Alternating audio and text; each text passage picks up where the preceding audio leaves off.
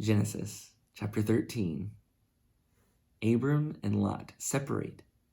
Abram went up from Egypt to the Negev desert. He took his wife and everything he had. Lot went with him. Abram had become very rich. He had a lot of livestock and silver and gold. Abram left the Negev desert. He went from place to place until he came to Bethel. Then he came to the place between Bethel and Ai, where his tent had been earlier.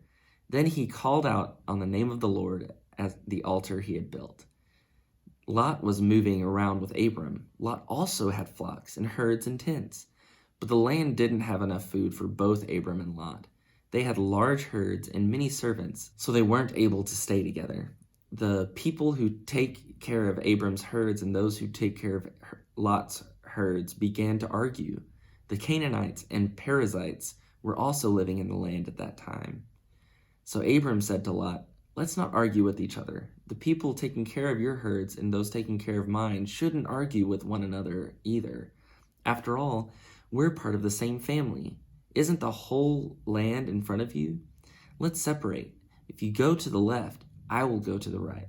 If you go to the right, I'll go to the left." Lot looked around. He saw that the whole Jordan River Valley toward the town of Zoar had plenty of water. It was like the garden of the Lord, like the land of Egypt. This was before the Lord destroyed Sodom and Gomorrah. So Lot chose the whole Jordan River Valley for himself. Then he started out towards the east. The two men separated. Abram lived in the land of Canaan. Lot lived among the cities of the Jordan River Valley. He set up his tents near Sodom. The people of Sodom were evil. They were sinning greatly against the Lord.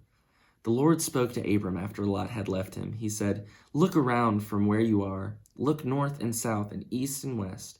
I will give you all the land you see. I will give it forever to you and your family who comes after you. I will make them like the dust of the earth. Can dust be counted? If it can, then your family can be counted. Go, walk through the land. See how long and wide it is. I am giving it to you." So Abram went to live near the large trees of Mamre at Hebron. Then he pitched his tent and built an altar to honor the Lord.